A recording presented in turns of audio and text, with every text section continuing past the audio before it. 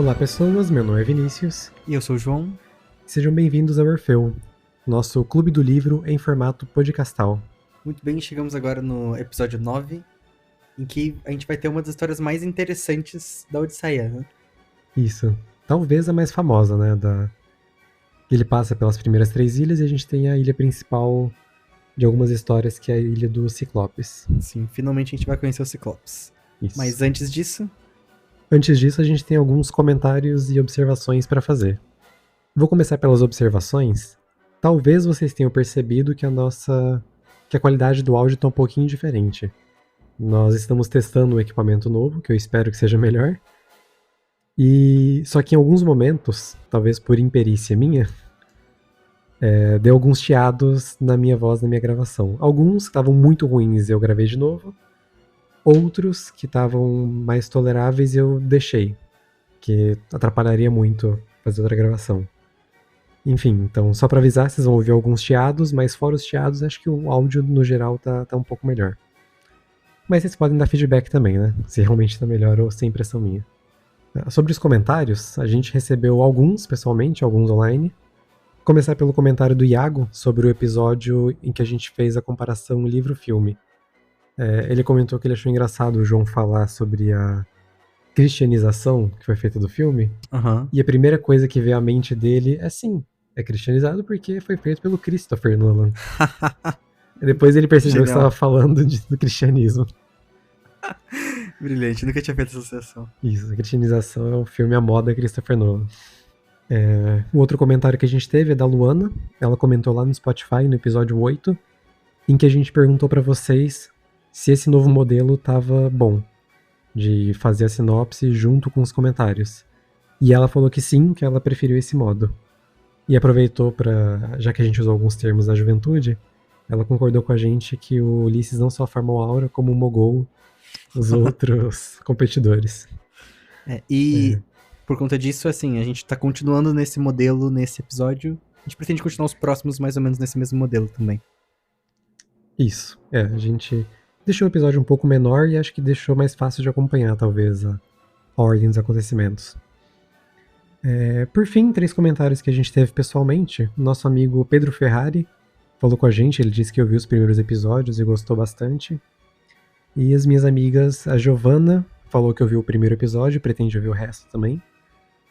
E a Alice, que pretendia antes consumir a Ilíada antes de ir pra Odisseia, mas ela desistiu e ela falou que vai começar a ouvir os episódios.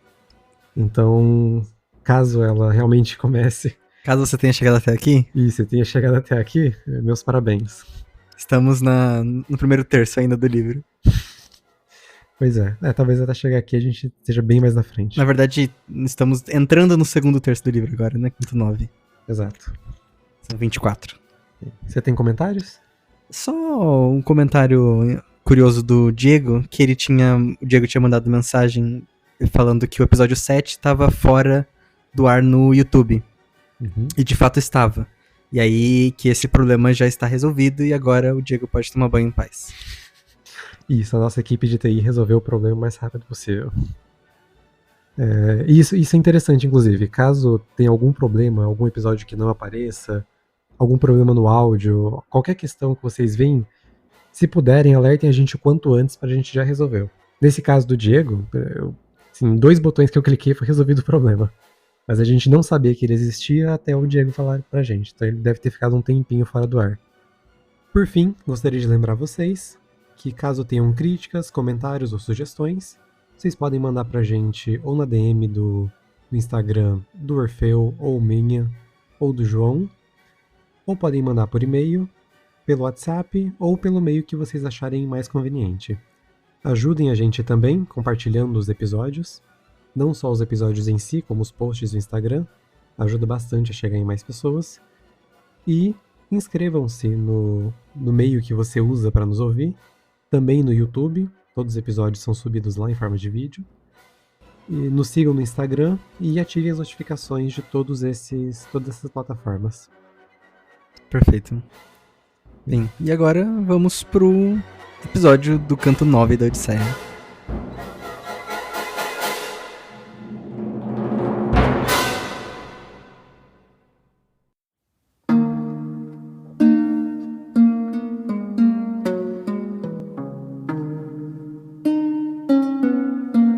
Ok, então recapitulando só o final do último canto, o Orfeu, depois de passar um tempão conversando com o rei dos Feácios, o Antino, sem falar o nome dele, finalmente o Antino pergunta qual é, e no canto 9 ele fala o nome dele e começa a contar toda a história dele até ele chegar ali.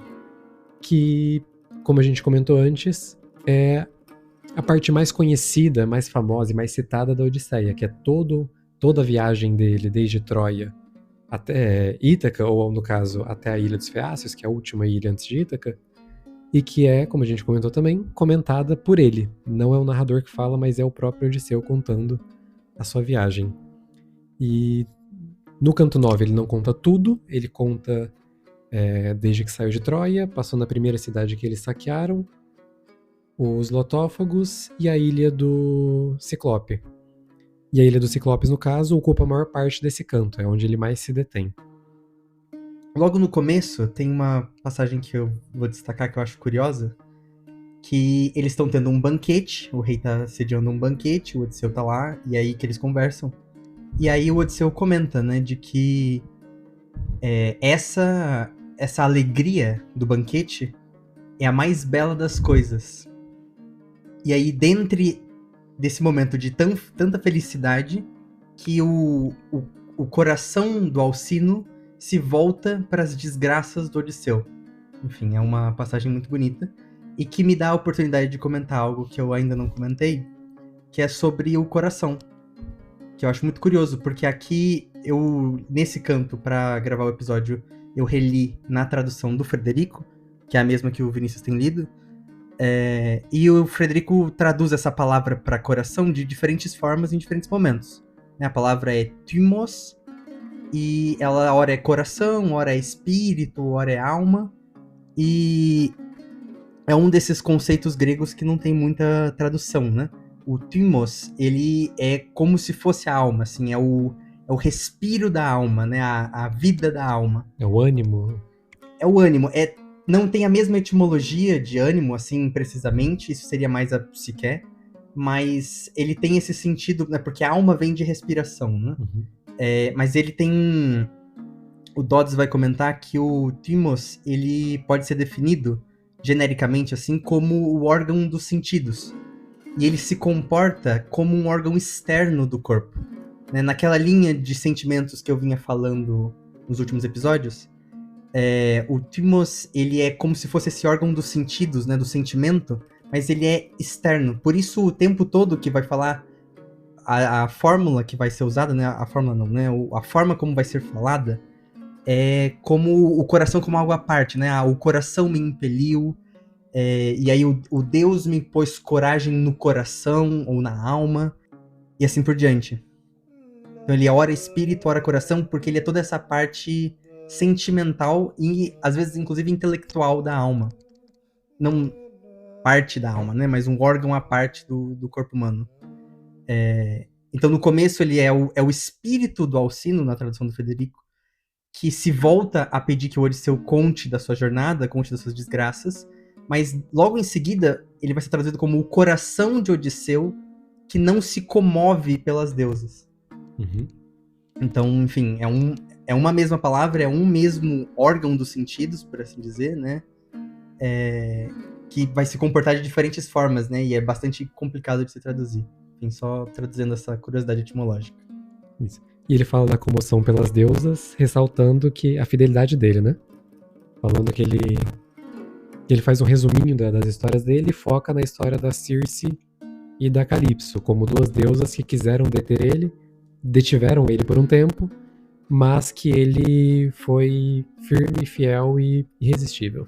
Sim. É curioso que é um ponto que ele ressalta a própria virilidade, né? Pois é.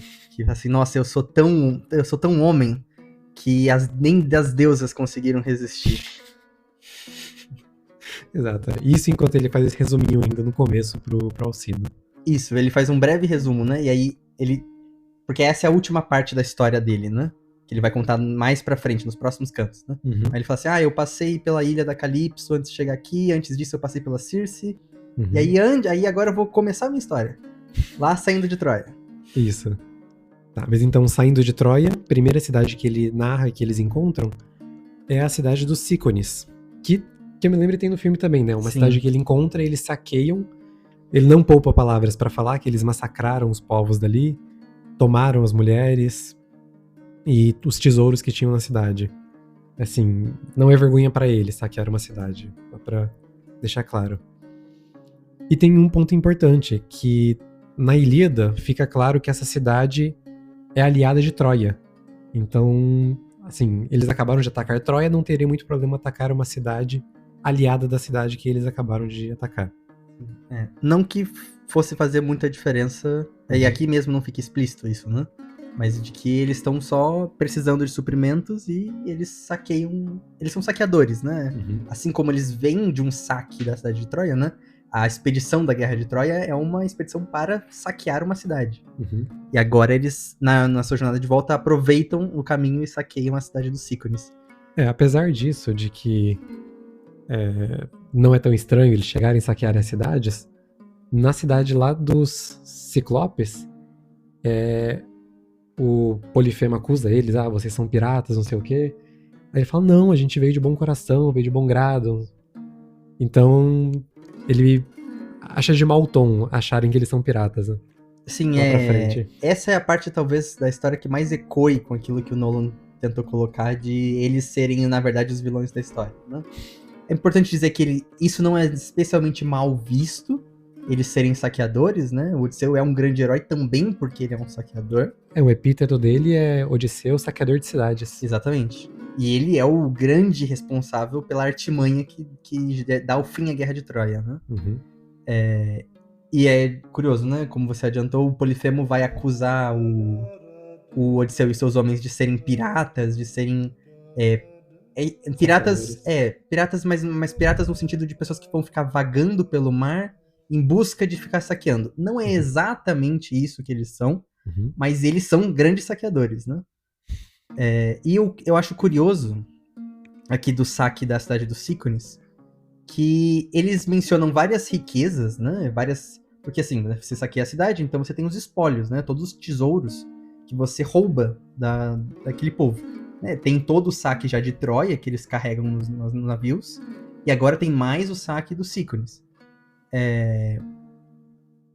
Eles têm vários desses tesouros, inclusive nos Sícones e também de Troia, eles estão trazendo mulheres, né? Eles estão trazendo várias pessoas para serem escravizadas. Que já, no caso, já estão escravizadas, né? Talvez essa seja a origem das servas da casa dele. Exatamente. Em alguns, tipo, nas Quéforas, né? Que vai narrar a história da cidade do Agamenon, né? O coro de escravas é um coro de escravas provavelmente de Troia. Também. Que o Agamenon trouxe da guerra. E o que eu acho curioso é que a gente não tem muitas menções a essas pessoas nessa história, né? Como a gente já vem dizendo, né? É uma história vista de cima, é uma história que se preocupa que todos os personagens são nobres da mais alta estirpe. Então esses personagens escravizados, eles são mencionados só quando eles são necessários. Então toda a tripulação vai ser destruída, os navios vão ser destruídos, muitos vão morrer, e só volta o Odisseu pra casa, mas a gente não tem muitas menções nem lamentos pelas pessoas escravizadas que vão ser mortas nesse caminho, né? Eu não tinha percebido, não se fala mais das pessoas escravizadas, e é como se elas não estivessem ali. Isso. Tipo, quando eles vão comer, sair, descer em algum porto, só fala dos companheiros do Odisseu. É como se elas fossem objetos mesmo, né? Acho que a impressão que eu tive lendo o livro foi a mesma do filme, de que é só a tripulação dele mesmo. Tem ninguém além disso. Mas no caso tem todo o espólio, né? Todos os tesouros, os navios são cheios de tesouros, e pessoas escravizadas fazem parte desse tesouro. Perfeito. E nessa primeira cidade também é onde tem as primeiras mortes já, as primeiras baixas. Que eles subestimam um pouco a capacidade da cidade de se voltar contra eles, já que eles dominaram a cidade. Só que os locais conseguem se organizar e matar alguns dos companheiros do Odisseu. Então, já na primeira ilha, mesmo que eles tenham algum sucesso, eles já têm algumas baixas. E que só vão continuar até ele chegar sozinho nos Feácios. Só pra ficar claro, porque as palavras parecem, Sícones são pessoas só. São pessoas normais. Ciclopes são outra ilha lá na frente. Então aqui eles só saquearam uma cidade de pessoas normais. Exatamente. É que parece uma espécie à parte, os Cícones se voltaram contra eles. Mas é tipo falar, sei lá, os paulistas. Aí os paulistas chamam mais paulistas. Isso. Enfim. Eles chamam a Grande São Paulo. E aí eles fogem, né? Uhum. E aí quando eles estão indo em direção a Ítaca, né? Tem a menção de que vem o Boreas, né? Zeus lança, né? Ou isso é só uma fórmula, né? Mas vem um vento, Boreas, né? O vento do norte. Que faz eles mudar de rumo, né? E aí eles ficam, tipo, 10 dias sem muito rumo, até que eles conseguem chegar, eles saem, perdem o caminho que eles estavam indo, eles têm que fazer uma outra rota, e eles chegam até a cidade dos Lotófagos. Uhum. Que, como o João já comentou, o nome significa literalmente comedores de lótus. Que o lótus é uma planta que eles comem. E você não tem muita descrição do que são esses lotófagos. Sim, dá pra entender que eles são homens, mas, tipo, a organização deles, como eles são, o que eles fazem.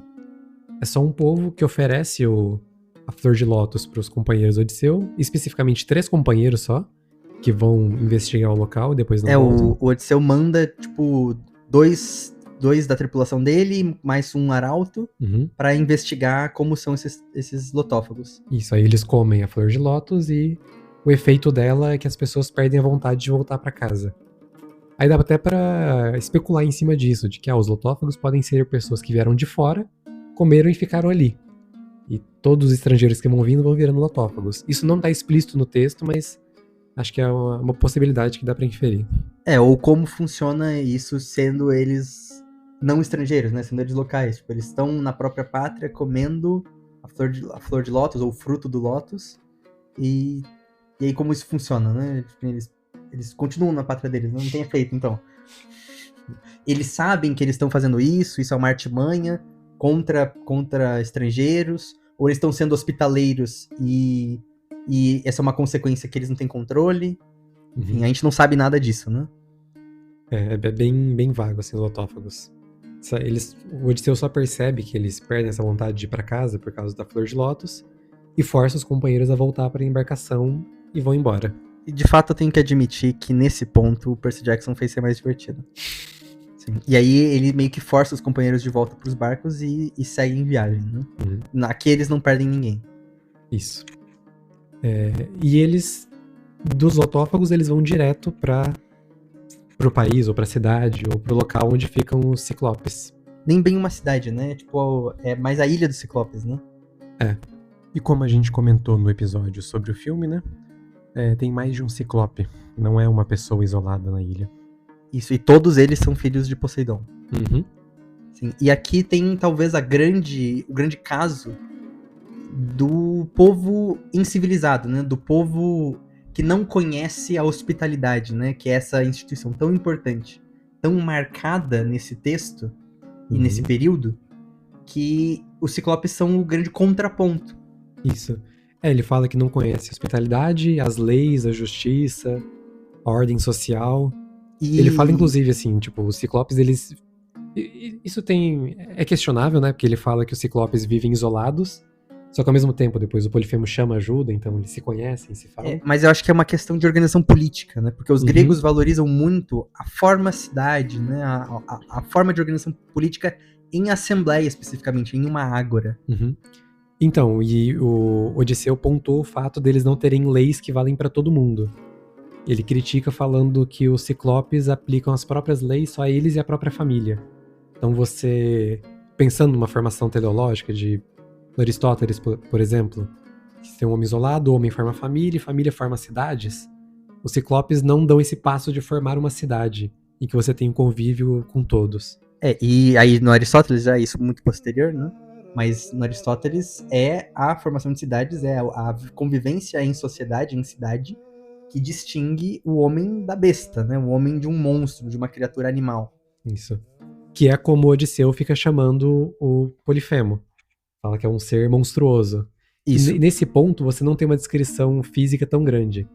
Parece um pouco o Kafta falando que o Gregor Samsa vira uma figura monstruosa. Sim. Aí todo mundo... Pode ser uma monstruosidade moral ou física, né? Isso. Aí tem o costume de fazer ele em forma de barata, só que isso não tá explícito. Sim. Aí o Polifemo aqui também não tá explícito. E os ciclopes, como eles são, mas dá a entender que eles são grandes. Pelas coisas que eles fazem. Isso. E dá pra supor que ele tem um olho só, porque eles falam no singular. Só que ele não fala, tipo, é um ser de um olho. Inclusive isso, né? Ciclope, né? Ciclope é Kyklopes, que é Kyklos de ciclo, né? A gente tem essa palavra em português, círculo, literalmente, redondo, círculo. Ops, que é a raiz de olho. Então é o olho redondo. Todo mundo tem olho redondo, né? Exato, não é tipo um olho só. Mas... é um monoclops. Seria um monops, né? Talvez. Só que dá a entender realmente que ele tem um olho só porque eles cegam um único olho dele. Eles usam só uma estaca pra cegar ele também. A gente vai chegar lá. O que eu acho curioso também dessa descrição de que eles são incivilizados, né? E que além dele falar que eles são sem lei, de que eles não se organizam em conjunto, né? De que eles se organizam só em famílias. Eles também são criticados pelo Odisseu por não semear. Eles não são plantadores, né? Eles têm rebanhos, mas eles não usam a terra. Eles não aram a terra. Parece quase uma crítica burguesa de que esse povo não trabalha. Ele vive do que os deuses dão pra eles. O Odisseu até comenta assim, não, se fossem humanos nessa terra, aqui os campos estariam cheios, porque a terra dos Ciclopes parece ter uma terra meio mágica, em que as coisas crescem, as plantas crescem com muita força. Então as plantas são grandes, tipo, o solo é muito fértil, só que eles não utilizam nada disso. Ele fala que eles vivem do que os deuses dão pra eles. O que, novamente, dá uma ideia que talvez possa ser contraposta mais pra frente, de que eles são queridos pelos deuses. Porque, assim, comida, bebida, só meio que brota pra eles. Mas ao mesmo tempo eles têm uma atitude arisca em relação aos deuses. Polifemo, pelo menos. Esse canto, né, e a descrição dos Ciclopes, ele é cheio de várias contradiçõezinhas, assim, o Homero, né, enfim, a forma do texto que a gente tem até hoje, ela vai se contradizendo em vários pontos. Então é isso, ora os Ciclopes eles não seguem as leis dos deuses, ora eles são tementes aos deuses. Assim, tem lá no começo, né, o Odisseu vai falar que assim, e Zeus amaldiçoou a minha jornada, quando na verdade foi Poseidon que amaldiçoou a jornada dele. Enfim, então tem várias incongruências, várias coisas que vão se contradizendo, o que, ok, né, você passa por cima. Uma delas, acho que vale comentar, é que, como a gente falou, é o Odisseu contando toda essa história, então está escrito como alguém contando a própria história.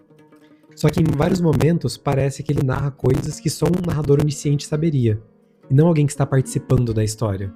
Por exemplo, esse pedaço de madeira que o Polifemo vai usar para fazer um cajado. Ele não sabe disso. Um narrador onisciente saberia, mas alguém que está ali participando não sabe. Aí parece só um conflito de, tipo, essa história pode ter sido contada como narrador onisciente e depois contada como o próprio Odisseu, isso se mesclou e ficou um pouco bagunçado. Mas não é nada que atrapalhe a leitura, e só se reparar muito você vai perceber esse tipo de coisa.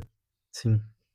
Tem uma coisa que é bem diferente do que a gente tá acostumado com o filme também, com as histórias do Odisseu com o Ciclope, que é a história mais famosa, talvez, que são duas ilhas, né? A tripulação e o Odisseu, eles desembarcam mesmo numa segunda ilha, que não é a ilha onde os Ciclopes ficam. São tipo duas ilhas, uma do lado da outra. Os Ciclopes ficam numa ilha maior, e tem essa outra ilha menor, que é a ilha mais fértil, que os Ciclopes não vão. Aí eles atracam lá, e aí depois, tipo, no dia seguinte, que o Odisseu vai com uma parte selecionada da tripulação dele pra encontrar os Ciclopes. Enquanto ele tá indo, tem aqui um negócio que eu acho engraçado, pode ser uma dessas contradições, mas eu acho que se não pensar como contradição é mais engraçado, que é o Odisseu falando que ele percebeu no espírito que ele se depararia com alguém monstruoso e que a pessoa não receberia ele bem. Que ele se depararia com um selvagem, com um incivilizado. Só que quando ele chega, eles entram na gruta do Polifemo e eles ficam... Ele fala, tipo, não vamos só roubar as coisas, vamos esperar essa pessoa que vai nos receber bem e que vai nos dar presentes. Sim. E parece muito que ele não sabia, ele achou que ia ser bem recebido, foi mal recebido por alguém selvagem, só que como ele está contando a história, ele fala, não, desde o começo eu já sabia. É uma forma de ler. É isso, vou pensar que essas passagens são contraditórias. Eu acho mais legal considerar as duas válidas e que ele só tá fingindo que não foi enganado. também há de se pensar que existe essa mescla, né, entre o que é o narrador e o que é o Odisseu contando nesse trecho que é tão grande que supostamente é a fala do Odisseu, né? Uhum. Lembrando que é um texto de 2.700 anos atrás, pra mais, que tem outras formas narrativas talvez que a gente não esteja acostumado. Então ele vai pra ilha do Ciclopes, ele adentra a ilha e depois a gruta com 12 homens, né? Uhum. E aí descreve, aqui é a primeira descrição do vinho do Ísmaro, né? Que ele tinha ele guardava esse vinho com ele, que é um vinho que tem umas propriedades meio mágicas, assim. Ele é um vinho todo especial. Ele diz que o vinho é doce como mel, que o vinho ele é puro, que ele poderia ser misturado, ele tá carregando vinho puro, porque os gregos, como a gente já falou, eles misturavam vinho com água para beber. Que provavelmente vinho era uma coisa muito difícil de fazer, era muito forte, e aí eles diluíam em água. E ele fala que esse vinho podia ser diluído em 20 partes de água. Então ele era um vinho muito poderoso, muito alcoólico, doce, que você poderia beber ele sem perceber e ficar bêbado, né? Só pra dar uma noção, o padrão era que fosse diluído 3 partes de água pra uma de vinho ou 3 partes de água pra 2 de vinho. Então 20 pra uma de vinho é um vinho muito forte. Eu gosto de pensar que esse vinho tem gosto de vinho do Porto.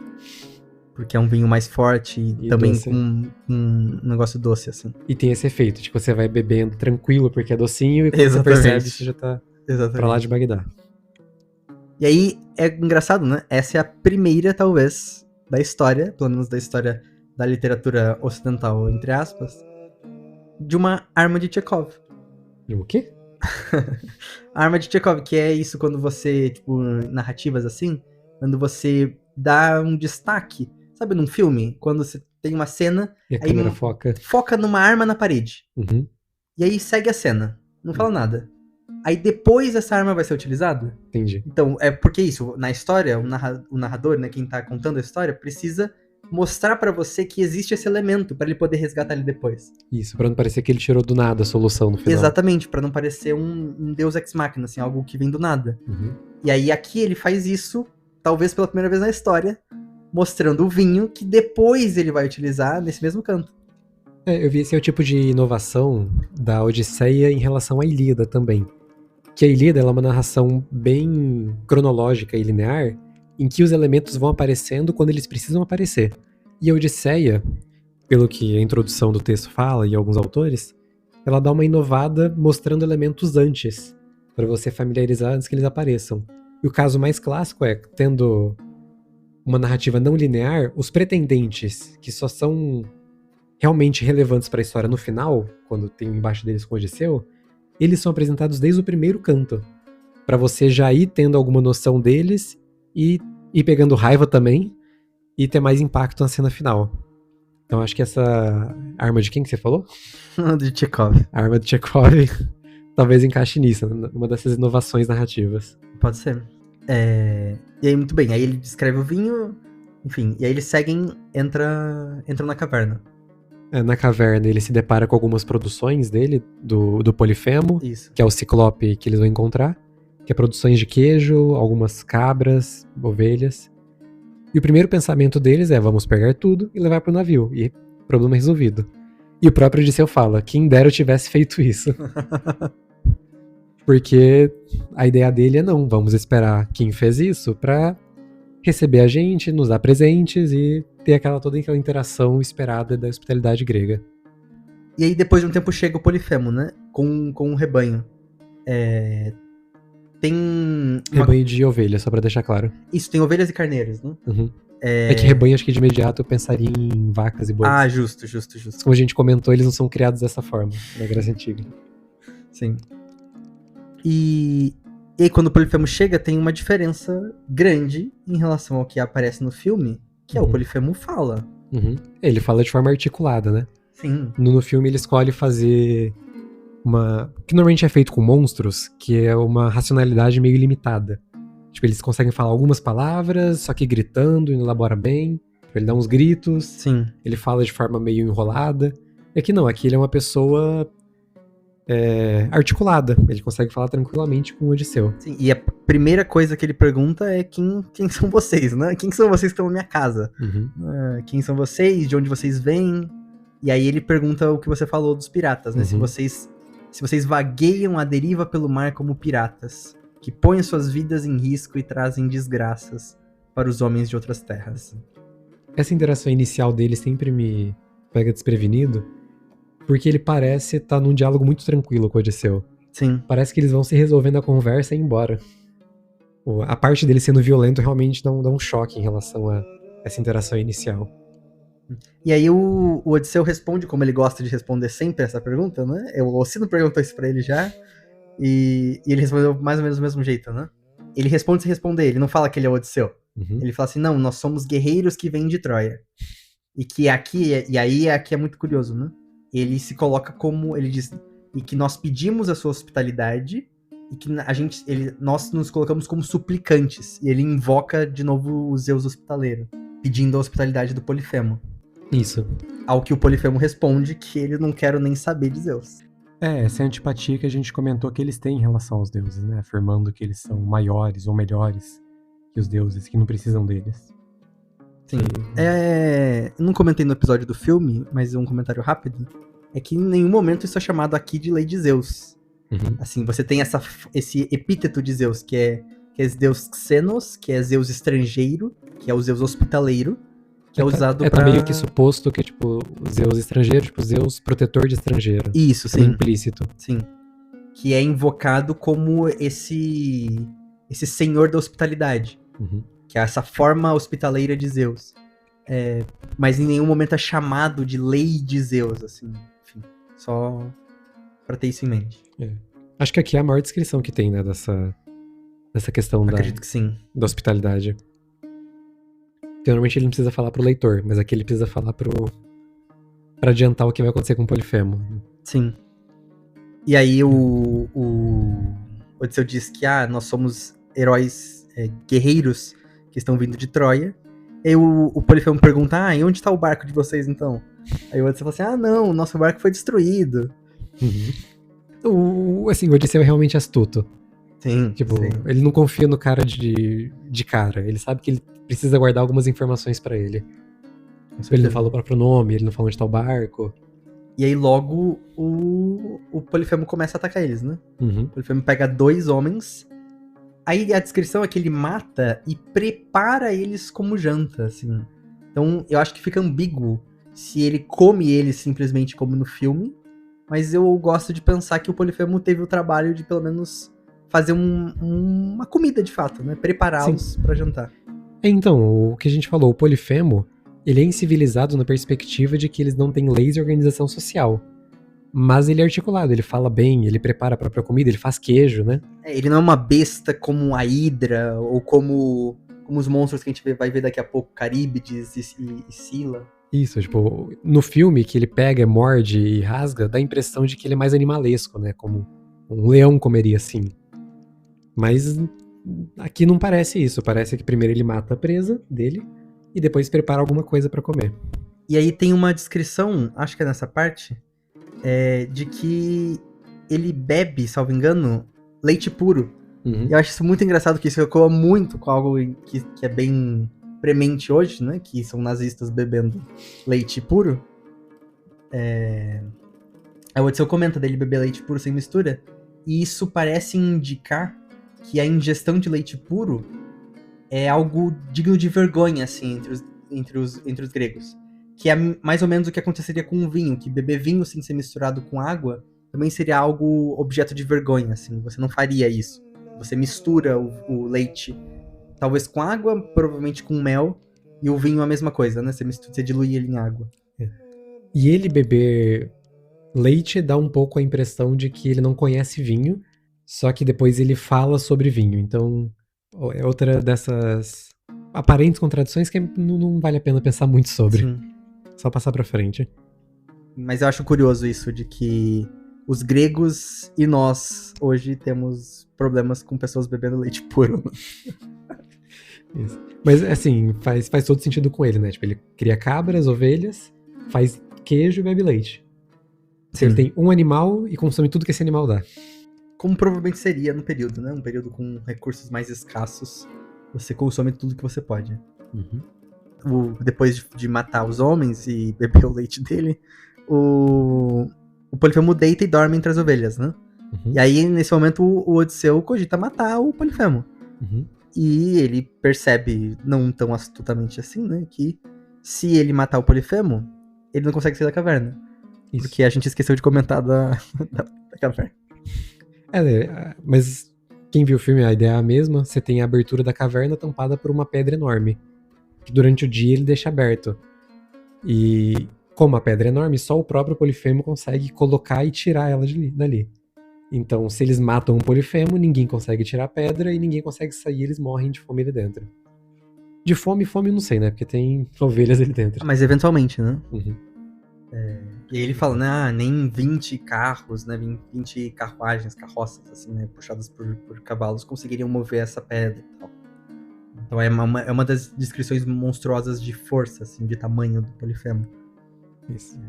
Eles falam de carros, mas não é um Fiat Uno que eles estão pensando, né? Seria incrível. É quase uma biga. Sim. Que tipo, é 2 rodas e um cavalo puxando. Sim. Tá. E nisso, assim, do primeiro pro segundo dia, eles só ficam ali mesmo. No dia seguinte, o desjejum do Polifemo comeu mais 2. Exatamente. E enquanto isso, eles bolam um plano, quer dizer, o Odisseu bola o plano, o famoso plano, de pegar um pedaço de cilíndrico de madeira que tem ali, provavelmente algum pedaço de árvore ou algo do tipo. Acho que é de oliveira, né? Eles falam que é de tronco oliveira. de oliveira que eles falam, inclusive, que é do tamanho de um mastro de um navio de carga, assim. É um negócio colossal. Que Isso. eles meio que conseguem fazer com bastante facilidade, mas ok. Aí eles pegam, afiam a ponta, passam no fogo pra deixar firme a ponta e escondem ali. É quando o Polifemo volta. Aí tem todo um outro diálogo. Eles passam no fogo antes de enfiar, né? Logo antes. É 2 momentos que eles passam. Ah, tá, justo. Depois de terminar de afiar a ponta, eles passam no fogo pra, não sei, dar um revestimento, pra deixar firme. E antes de enfiar no olho do Polifemo, eles esquentam de novo. Mas aí, depois que eles preparam e escondem esse pedaço de pau, o Polifemo volta. O Odisseu oferece aqui, então, concluindo a arma de Chekhov, né? Ele oferece o vinho. Uhum. Ele pega aquele vinho meio mágico, que é muito extremamente forte, e ele oferece ao Ciclope, ao Polifemo, quase como uma oferenda, assim, quase como uma libação. Uhum. Aí ele fala assim, eu ia usar esse vinho pra libar, mentira. E então eu vou dar ele pra você aqui. Lembrando que esse é o vinho que deveria ser diluído 20 vezes, né? Isso. Então ele vinho... que é muito doce, que é fácil de beber. Então ele está dando vinho fortíssimo pro Polifemo, que não tem o costume de beber, porque ele bebe leite. É quase como dar vinho forte pra uma criança. Justo. E aí o Polifemo... E aí aqui tem um jogo de palavras muito legal. Eu não fui propriamente no grego pra conferir, mas eu acredito que seja o mesmo. De que ele fala que o vinho é doce, ele fala antes, inclusive, que o vinho é tipo doce como mel. E aí a descrição do Odisseu aqui é que as palavras persuasivas de Odisseu também são doces como mel.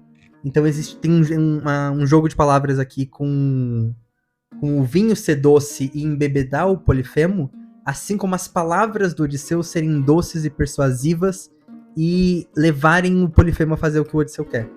Entendi. Enfim, é um jogo de palavras bonitinho. E depois de tomar o vinho, ele tem um diálogo amistoso com o Odisseu, em que ele promete para o Odisseu, já que você me agradou, então eu vou te dar um presente que você pediu de hospitalidade. Uhum. O presente eu vou comer você por último. Eu acho um ótimo presente. Assim, você me deu esse vinho, então eu vou te dar um presente de hospitalidade se você me disser o seu nome. Uhum. E aí o Odisseu reflete, e aí é curioso que o Odisseu fala assim, não, eu já pensava em todas as consequências dos meus atos. E aí, porque ele já sabe o final da história, né? E aí o nome que a gente já contou essa história em outros momentos, a gente contou no evento, a gente contou no episódio do filme, mas aqui é de onde ela acontece mesmo, que é a história do Ninguém. Aí o Odisseu diz que o nome dele é Ninguém. Ele fala assim, eu me chamo Ninguém, em grego Utis. E depois dessa interação deles, Polifemo vai dormir, né? E aqui ele é induzido a dormir, né? O Odisseu embriaga ele pra isso. Ele não estava só com sono. E eles dão seguimento ao plano. Pega aquela estaca, esquentam de novo no fogo. Agora a tela fica vermelha, fica bem... quase virando brasa, ou já virando brasa. e enfiam no olho do Polifemo. O Polifemo começa a gritar de dor, urrar de dor e chamar os outros ciclopes que estão em volta. Batendo um pouco, inclusive, naquela ideia de que eles vivem totalmente sozinhos, que a gente colocou e que o próprio livro coloca. Eles se conhecem, pelo menos. Sim. Eles vivem mais ou menos perto. E eles chamam os ciclopes e... Os ciclopes vêm, né? E aí eles perguntam, o que se passa, Polifemo? Por que você grita desse modo? De noite ainda? Tirando assim o sono de todo mundo. Será que algum homem mortal te leva ao rebanho? Ou algum homem te mata pelo dolo e pela violência? E aí que depois o Polifemo vai responder logo em seguida, né? Amigos, ninguém me mata pelo dolo e pela violência. E aí que depois os ciclopes respondem, então se ninguém tá... Eles concluem, se ninguém tá te ferindo, né? Ninguém tá te matando, então tá tudo bem, né? Então é só rezar pro nosso pai Poseidon. Só que nessa primeira fala dos ciclopes, né? Será que algum homem mortal está te ferindo, né? Te leva os rebanhos? E logo em seguida, né? Ou algum homem te mata? Tem um jogo de palavras porque essa forma, né? Essa forma de perguntar hipotética, né? De será que algum está te fazendo mal? Em grego, eles utilizam uma estrutura que é como uma partícula me, e aí tis é algum. E me vai ter esse sentido... É que ela vai... O me é uma partícula... Tem vários sentidos, né? E aqui ele vai ser utilizado para uma pergunta de quem já espera uma resposta negativa, né? Em outros contextos, me significa precisamente não, né? Me é o não do subjuntivo do imperativo. Mas aqui ele vai estar sendo utilizado para construir a pergunta dos ciclopes. E aí, junto, fica metis, né? Tipo assim, na forma de perguntar, né? Será que alguém está te fazendo mal, né? Metis. Metis, junto, significa astúcia, né? Significa inteligência. Então é um trocadilho que o poeta faz com a forma de perguntar, será que alguém está te fazendo mal? Com a própria astúcia, enaltecendo a astúcia do Odisseu. Enfim, difícil de reparar. Ainda bem que temos comentários. Tem uma nota do Bernard Knox que explica isso bem na edição da Penguin. Então, passado por essa situação em que ninguém o atacou e logo os amigos do Polifemo não vão ajudar, o que sobra pra ele é ficar cego e continuar tocando a vida. Aí o plano que o Odisseu bolou lá atrás de entrar embaixo das ovelhas funciona. Então, no dia seguinte, o Polifemo abre a caverna, as ovelhas vão embora, ele passa a mão por elas e não percebe ninguém. Então, os homens conseguem sair todos. Inclusive, a descrição aqui, no filme eles fazem bem diferente, né? E a descrição aqui é que eles meio que se amarram entre as ovelhas, né? Os homens do Odisseu, eles meio que colocam, tipo, uma ovelha do lado direito, uma ovelha do lado esquerdo, e eles vão presos no meio delas. E aí eles vão passando. E aí o próprio Odisseu vai num carneiro. O Odisseu fica segurando embaixo de um carneiro. Os animais do Polifemo, eles são maiores do que animais comuns, né? Eles são mais fortes, assim, mais vigorosos do que animais comuns. Acho que seria difícil fazer isso no filme. Sim, e ficaria meio tosco, talvez, né? Não é propriamente uma crítica ao filme. Embora seja uma passagem muito marcante. E aí o Odisseu vai agarrado embaixo de um carneiro. E o próprio Polifemo suspeita disso, né? Ele fala assim, mas ele fala com o carneiro dele. Mas você, carneiro, você sempre era o primeiro a sair da caverna e agora você está sendo o último. Mas no fim ele não faz nada. E aí assim eles conseguem escapar, amarrados os homens nas ovelhas, entre duas ovelhas, e o Odisseu agarrado no carneiro. Isso. Então por fim o plano dá certo. Todos eles conseguem sair, voltam todos para os navios e estão já se preparando para ir embora. E aí quando eles já estão saindo, né, já não estão mais ao alcance do Polifemo, o Odisseu tem aquele momento de arrogância dele, né, de que ele fala duas vezes, inclusive, pro Polifemo, né, Ciclope, se algum homem te perguntar quem que vergonhosamente cegou seu olho, diz que foi Odisseu, saqueador de cidades, filho de Laertes, que mora em Ítaca. Ele fez um autodoxing ali, né? Isso, ele assinou o que ele acabou de fazer. Tudo que o Polifemo precisava pra atacar ele deu de bandeja. Exatamente. E aí o Polifemo, é curioso isso, o Polifemo responde essa provocação do Odisseu, e o Odisseu faz e declara, né? Ele tá contando a própria história. E aí o Odisseu diz, e o Odisseu falou com palavras provocativas. Aí o Odisseu provoca o Polifemo, e o Polifemo responde, dizendo da profecia, de que antes tinha sido profetizado pelo profeta dos Ciclopes, de que um homem Odisseu viria aqui e iria me cegar. E um homem Odisseu veio aqui e acabou de cegar ele.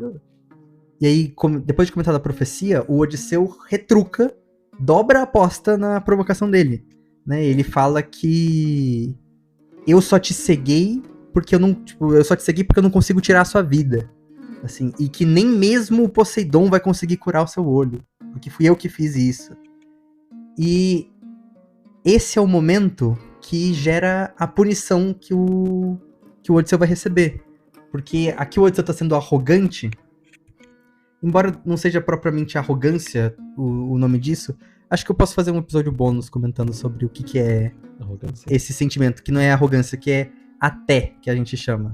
Uhum. Que é um excesso, assim, mas ele é algo meio extra-corpo também. Enfim, eu posso comentar isso num episódio bônus, pra não me delongar aqui. Mas esse é o momento que o Odisseu comete esse pecado, por assim dizer, para usar um vocabulário cristão, né? Esse é o momento do erro do Odisseu, em que ele comete esse excesso, essa até, que por um momento, assim, por um lapso, e aí isso permite que ele seja punido, né? O Odisseu não deveria ter se vangloriado tanto do que ele fez. E aí isso permite que o Polifemo, em sequência, reze pro Poseidon e puna ele. E a própria atitude do Odisseu aqui, não o ter cegado o Polifemo, mas dele se gabar tanto do próprio feito, que permite que ele seja punido. E esse pedido que o Polifemo faz pro pai dele, essa reza, ela é específica. Ela pede que o Odisseu não consiga retornar para casa, não volte para Ítaca, mas, se for o destino dele voltar para Ítaca, que ele volte sozinho, ou seja, sem os companheiros dele, depois de ter se delongado muito, ou seja, que a viagem dele atrase bastante, o que de fato acontece, e que quando chegar em casa ele encontre muitas desgraças. Que aqui é um pedido que depois faz um eco nas profecias que o Odisseu vai ouvir. Que ele vai chegar em casa e vai encontrar muitas desgraças. Que é o Tiresias e a Circe depois vão profetizar isso sobre ele. Sim, e aqui de novo tem o Poseidon Otaku, né? De cabelos azuis. É o Poseidon de cabelos azuis, que cabelos azuis, inclusive eu acho uma escolha ousada do Frederico. Acho que faz mais sentido uma tradução mais realista, assim, com imagens realistas, né? Talvez fosse cabelos escuros, assim. Mas ok, cabelos azuis é legal pensar que o deus dos mares, por assim dizer, tem cabelos da cor da água. Uhum. Tendo esse episódio acontecido, aí eles vão... Assim, eles estão fora do alcance do Polifemo, eles vão dormir, e no dia seguinte eles fazem sacrifício para Zeus, que novamente a gente tem a questão do narrador onisciente, que o Odisseu fala que o Zeus não aceitou o sacrifício. O Zeus já tinha decidido que ia atrapalhá-los e não ajudá-los. Isso, e aqui de novo essa quase contradição, né? Porque não é Zeus que tá atrapalhando propriamente a jornada dele, é o Poseidon, pra quem o Polifemo acabou de rezar, só que ele fica dizendo, às vezes, ele disse lá no começo, ele diz agora, que Zeus tá atrapalhando ele também. Porque também é isso, né? Zeus é também essa manifestação do todo, né? Da ordem natural. Então, se algo está acontecendo, também é por vontade de Zeus, e aí tem toda essa confusão. Lembrando, não basta os deuses fora Zeus quererem. Eles têm que ter a bênção de Zeus para que as coisas aconteçam. E esse é o fim do canto, basicamente, né? Daqui eles vão embora. Sim. E acaba com a ilha do Polifemo. E no canto seguinte, ele dá continuidade a essa jornada com as demais ilhas pelas quais ele passa.